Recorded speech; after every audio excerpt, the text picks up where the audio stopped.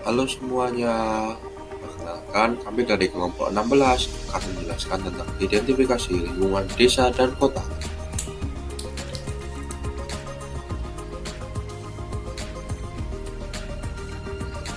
Apa itu ilmu lingkungan?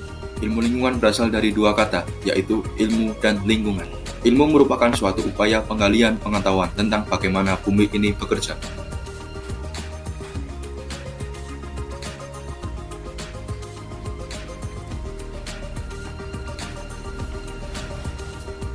Jadi, yang dimaksud ilmu lingkungan yaitu ilmu interdisipliner yang memanfaatkan konsep dan informasi dari ilmu alam dan ilmu sosial untuk memahami dan mempelajari bagaimana bumi bekerja, bagaimana manusia mempengaruhi lingkungan, dan untuk menyelesaikan masalah lingkungan yang sedang dihadapi manusia.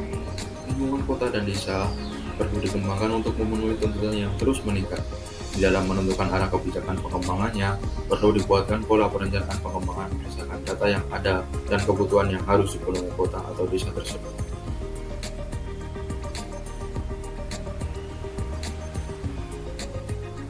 Pengertian lingkungan perkotaan. Lingkungan perkotaan adalah lingkungan buatan yang dibuat oleh manusia yang bertujuan untuk memenuhi kebutuhan hidupnya. Selain itu, lingkungan perkotaan merupakan kawasan pemukiman warga yang secara fisik ditunjukkan oleh kumpulan rumah-rumah yang mendominasi tata ruangnya dan memiliki berbagai fasilitas sebagai pendukung kehidupan. Menurut Profesor Dr. Andes R. Pintaro, kota merupakan suatu sistem jaringan kehidupan manusia dengan kepadatan penduduk yang tinggi, strata sosial ekonomi yang heterogen dan corak kehidupan yang materialistik. Pengertian lingkungan pedesaan. Lingkungan pedesaan adalah sebuah wilayah yang ditempati sejumlah penduduk yang daerahnya masih dipenuhi oleh lahan kosong, serta kekerabatan di antara penduduknya sangat erat. Desa juga merupakan daerah yang letaknya jauh dari keramaian kota, yang dihuni kelompok masyarakat di mana sebagian besar bermata pencaharian di bidang pertanian. Perbedaan lingkungan pada desa dan kota. Lingkungan kota dan lingkungan desa tentu memiliki perbedaannya masing-masing, yaitu kondisi fisik pada kawasan kota didominasi oleh gedung-gedung dan permukiman penduduk karena daerah kota dikenal padat penduduk, juga sebagai pusat pemerintahan dan pendidikan. Dengan demikian, lingkungan kota diperlukan adanya pembangunan ruang terbuka hijau agar mengurangi polusi udara. Sedangkan pada kawasan desa, penduduknya tidak terlalu padat. Daerah pemukiman penduduk pada desa sangat dipengaruhi oleh kondisi tanah, iklim, dan air. Oleh karena itu, lingkungan pada daerah desa didominasi dengan persawahan atau perkebunan. Hal ini membuat lingkungan desa lebih terjaga kenyamanan dan kesejukan udaranya karena terdapat banyak kawasan hijau. Keadaan sumber daya, lingkungan perkotaan, dan pedesaan. Sumber daya dikelompokkan menjadi 3 bagian, yaitu sumber daya alam, sumber daya manusia, dan sumber daya buatan. Sumber daya pada lingkungan perkotaan dan pedesaan memiliki sumber daya yang berbeda. Sumber daya manusia yang ada di lingkungan kota, kebanyakan masyarakatnya memiliki wawasan yang lebih luas, jenjang pendidikan yang lebih tinggi, serta keterampilan dan inovatif yang lebih tinggi karena adanya sarana teknologi yang berkembang lebih cepat dibandingkan dengan pedesaan.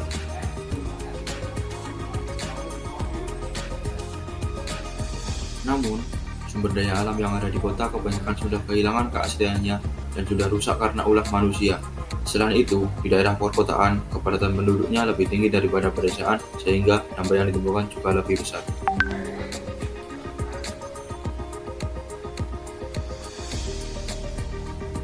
Sumber daya buatan pada daerah kota sudah banyak yang tidak memadai lagi karena kurangnya perhatian masyarakat.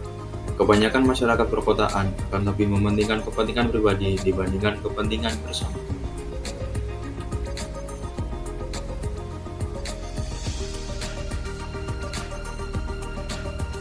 Sumber daya manusia yang ada di lingkungan desa, kebanyakan masyarakatnya memiliki wawasan yang terbatas dan keterampilan yang kurang karena sarana teknologi di daerah desa belum cukup memadai dan lebih lambat berkembang daripada daerah kota.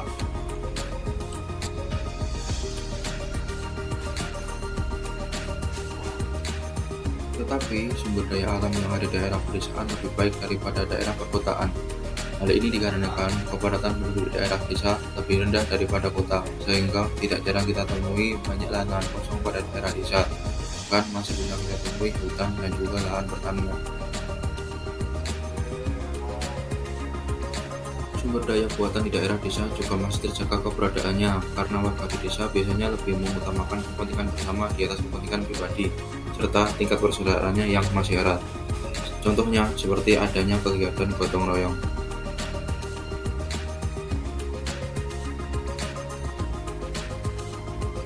Faktor-faktor yang menyebabkan kerusakan lingkungan.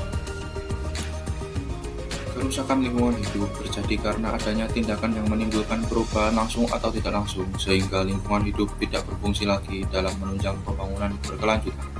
Kerusakan lingkungan hidup terjadi di darat, udara, dan air, laut, sungai, dan lain-lain.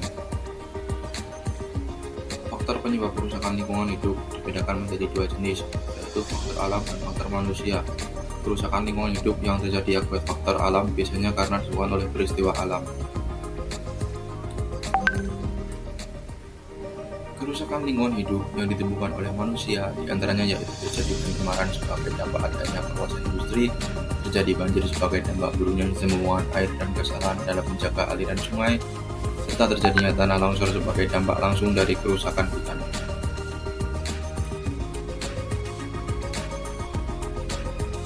Contoh-contoh pencemaran lingkungan.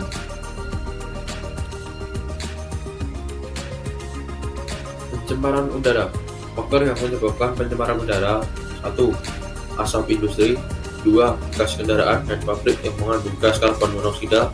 3. Pestisida atau pupuk yang mengandung gas metana.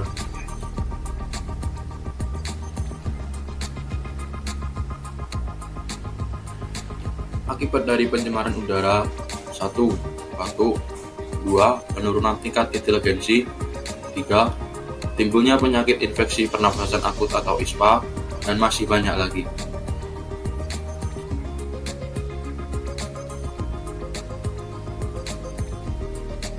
Pencemaran air.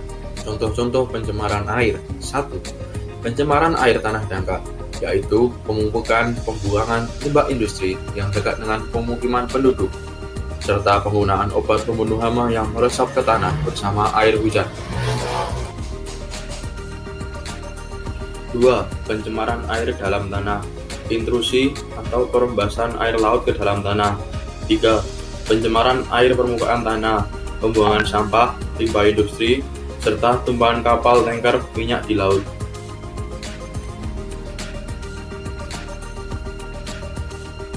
Pencemaran tanah. Faktor terjadinya pencemaran tanah: 1. Penggunaan pupuk berlebihan. 2. Pembuangan sampah anorganik yang tidak dapat diurai. 3. Pengolahan tanah yang tidak teratur. Dan 4. Limbah industri di sungai yang meresap ke tanah. Cara pemeliharaan lingkungan.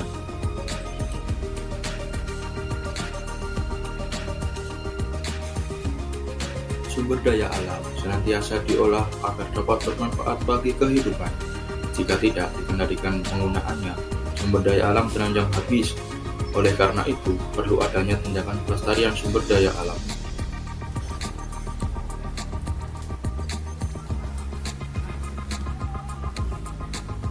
Adapun usaha-usaha untuk melestarikan alam, di antaranya yaitu dengan melakukan reboisasi, membuat sendiri, serta senantiasa menjaga kebersihan lingkungan.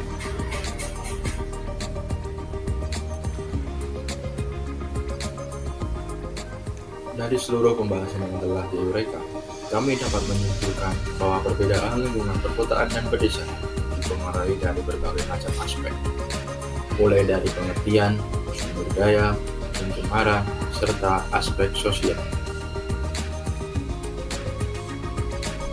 Di masa sekarang, ada berbagai macam pencemaran lingkungan yang marak terjadi dan disebabkan dari berbagai macam faktor, baik faktor alam maupun faktor buatan yang disebabkan oleh manusia yang tidak bertanggung jawab.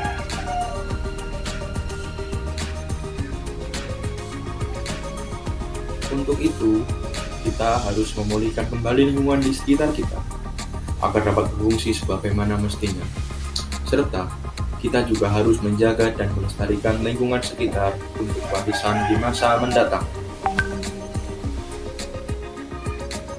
Hikmah yang dapat kita ambil dari seluruh pembahasan pada video ini, yaitu kita dapat mengetahui berbagai macam permasalahan atau pencemaran yang terjadi pada lingkungan sekitar kita yang akan membuat kita sadar akan pentingnya menjaga kebersihan dan kelestarian lingkungan baik di kota maupun di desa.